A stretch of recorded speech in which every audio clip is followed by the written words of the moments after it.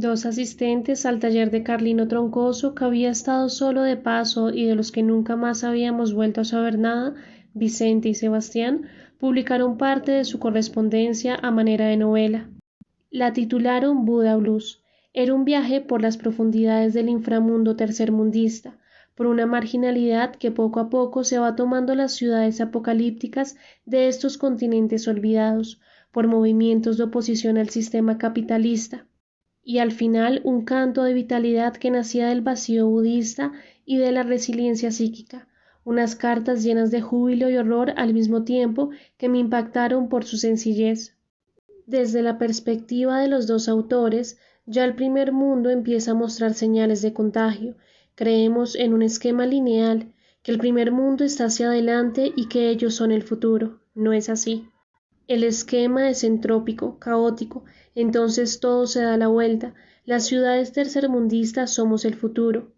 Ellos vienen hacia aquí. Vamos a ver, cada vez con mayor fuerza, cómo se desmorona ese aparente mundo civilizado. Desempleo generalizado, inmigrantes sin techo ni comida, drogadictos, alcohólicos, depresivos, delincuentes, trabajadores machacados, prostitución. Los ataques llevados a cabo por los yuppies de Wall Street en 2008 no son más que el primer indicio claro, diáfano, evidente, de la guerra que están planeando y ejecutando ya en contra de una buena parte de la población. Por eso estamos en la difícil obligación de reflexionar sobre el horror que nos rodea, porque somos la vanguardia. A Vicente y a Sebastián los recordaba vagamente, en realidad no había formado parte del grupo central y solo había cruzado con ellos 2 o 3 palabras. Pero cuando leí el libro supe de inmediato de quiénes se trataba.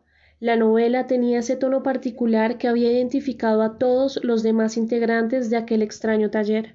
La historia de ellos terminaba en Río de Janeiro, en una fundación que buscaba reintegrar a la sociedad a muchachos marginales, pero el verdadero final lo cubrimos nosotros desde la primera página del periódico. Vicente había mantenido una relación con una militante radical de grupos extremistas a la que habían asesinado en Caracas. Aunque él no tenía ya ninguna información y se encontraba por fuera de la organización, agentes especiales de seguridad colombianos lo detectaron como una pieza clave y dieron con su paradero. Lo mataron en la playa de Río, una noche cualquiera, 2 balazos en el corazón disparados por profesionales con pistolas provistas de silenciador, sin testigos.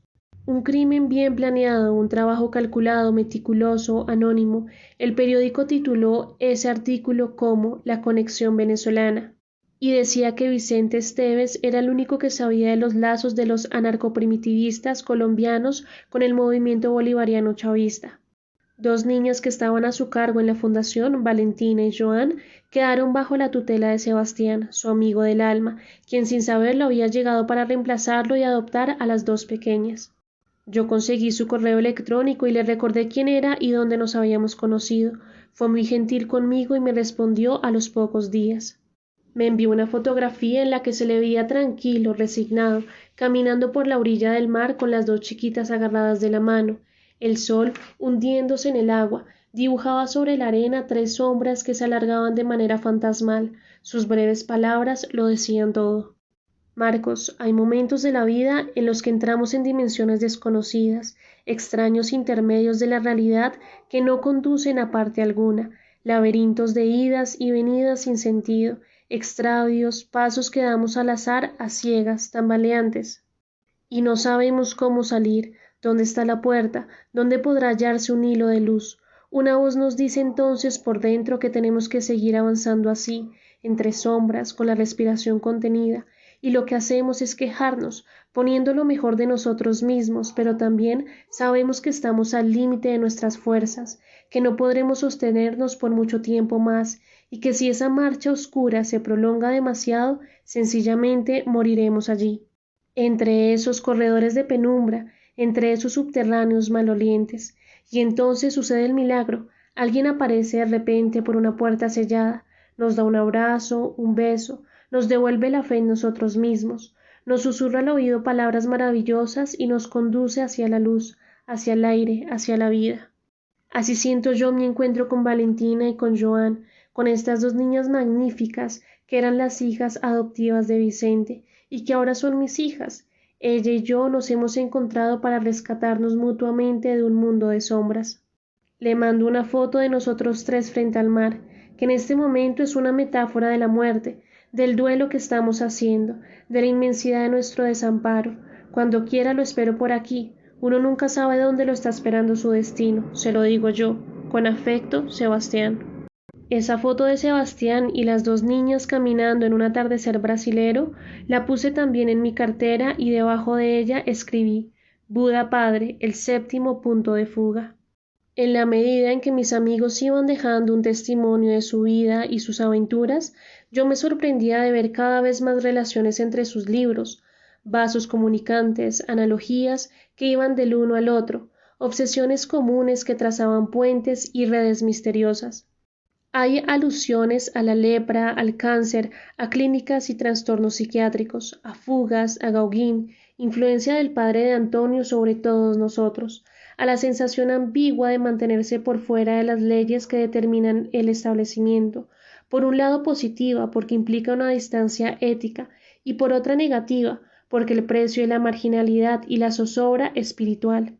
Estos puntos de contacto, esa visión compartida, me recordó lo que algunos sociólogos llaman mente de panal o comportamiento telaraña, es decir, los lazos increíbles que se creen entre ciertos individuos hasta el punto de conformar una mente común, una cierta conciencia colectiva.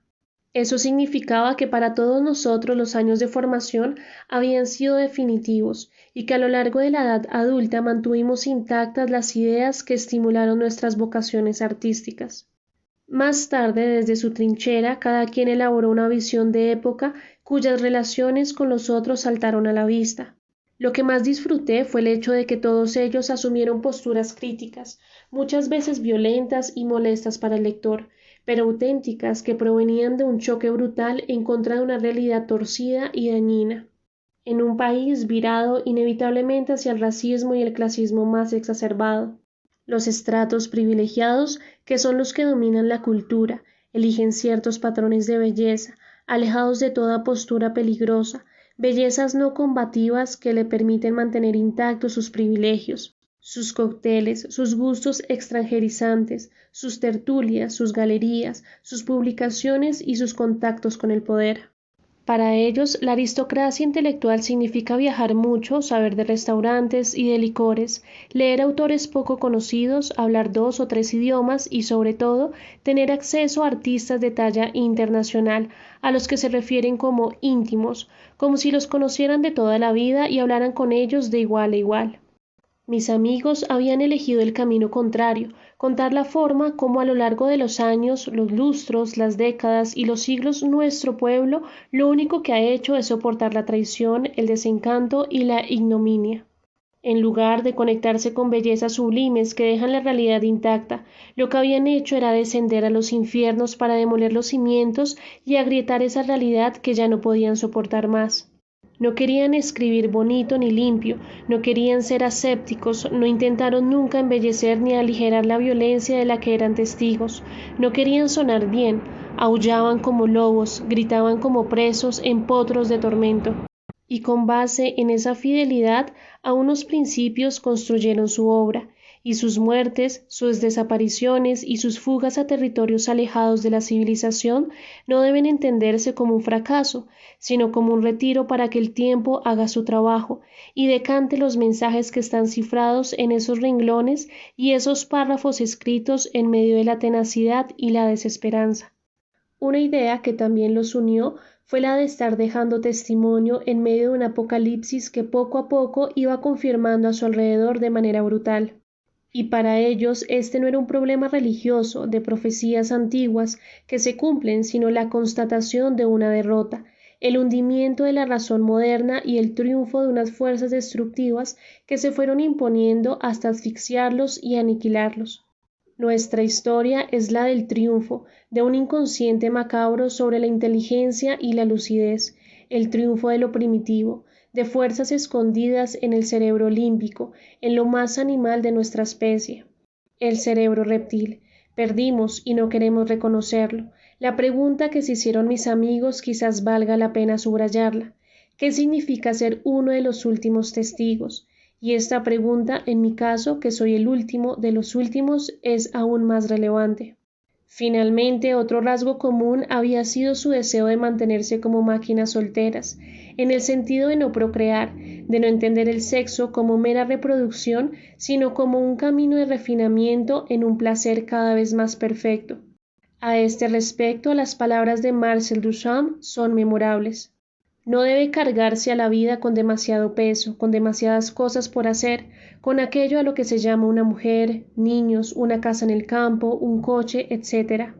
Y lo comprendí felizmente muy pronto. Eso me ha permitido vivir mucho tiempo como soltero, mucho más fácilmente que si hubiera tenido que enfrentarme a todas las dificultades normales de la vida. En el fondo es lo principal.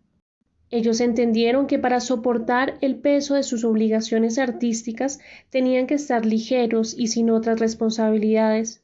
A veces el arte es como una guerra en la que uno sabe que la muerte está ahí, esperándolo en el campo de batalla, y que es mejor no tener testigos de un enfrentamiento tan cruel y sangriento.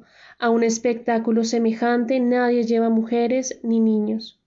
Por otra parte, si hay una reproducción física, también es posible pensar en una reproducción psíquica del pensamiento, y en el caso de un artista, esta segunda forma de vencer el tiempo predomina sobre la primera.